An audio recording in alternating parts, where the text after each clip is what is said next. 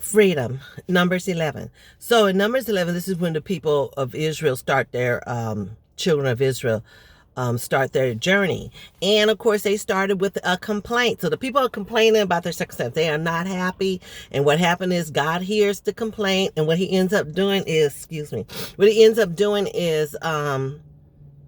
he sends wrath and kills the outermost of the camp of the people who are complaining. Because you're telling him he's not enough, and you're saying you rather go back. They keep saying they want to go back to Egypt.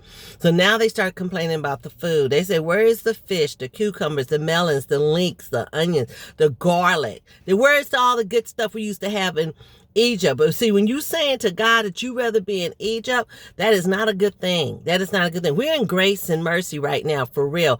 But really, when you start saying, I'd rather be in the hell's dungeon than be walking with God, and that day comes when he's judging, you know where you're going to be? In hell's dungeon. Because you say that's where you rather be.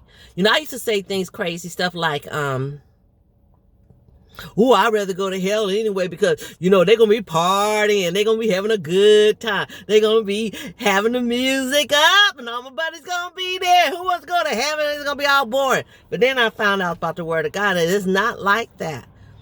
I realized I want to go to heaven. I don't know where everybody else is going to go, because hell is not going to be a place of partying, having, and a good time. It's going to be a place of forever agony, forever, utter darkness and agony. So when they got upset about not being able to have the food that they want, God got upset. Moses got upset. Moses told God, I'm so weary about all this stuff that's going on. I'm weary. They wearing me out. They wearing me out. And so God said, okay, go get you 70 men.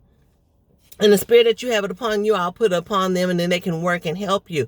And he did give them flesh. He did give them some type of meat. He gave them quail. But he gave them quail to the point where they were sick unto death because of that. And when they ate it, what happened is God sent a plague, and the plague killed them, killed many people again. And it's not because of what you're saying or doing. It's because you're saying you rather be in hell than be with God.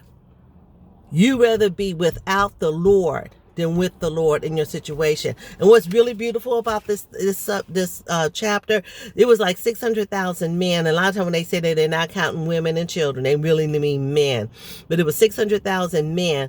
And Moses was like, you know, what we're going to do, we're going to cut up, you know, do you know how much it's going to take to feed all them people? He's like, so we're gonna use all our cows, our lambs, our sheep, our goats. You know, we're gonna pull up all the fish in the ocean to feed 600,000 people.